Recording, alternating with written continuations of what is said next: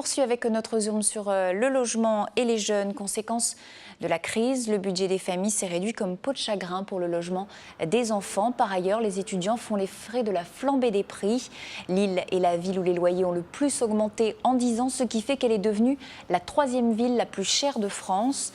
La solution, les résidences universitaires.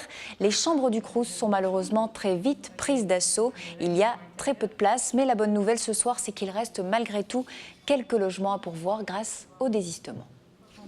À ce jour, on peut dire qu'il y a encore quelques logements vacants qui sont principalement sur la métropole, notamment sur le campus de Villeneuve-d'Ascq et puis également sur la commune de Mons-en-Barœul.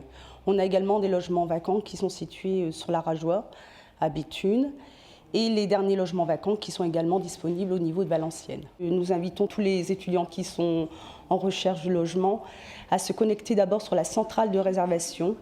C'est une centrale qui permet à l'étudiant de voir où les logements sont vacants. C'est une centrale de réservation qui est ouverte tout au long de l'année et qui permet à l'étudiant de voir s'il y a des logements vacants dans la ville où il le désire.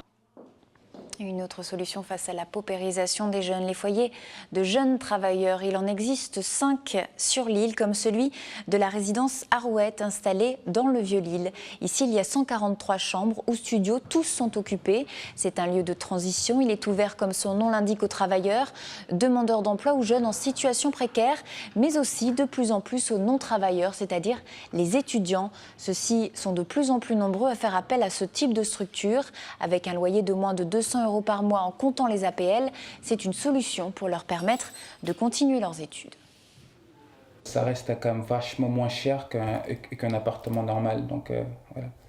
Pour les étudiants, pour les jeunes avec des projets, c'est vraiment l'idéal. C'est un premier pas pour eux déjà, pour leur indépendance, avant de se lancer dans le monde du travail. Ça en plus d'avoir une mixité sociale, que les étudiants ne se retrouvent pas uniquement entre étudiants. Ici, chez nous, ils sont vraiment minoritaires et ils sont en contact avec d'autres jeunes qui ont d'autres horizons, d'autres parcours.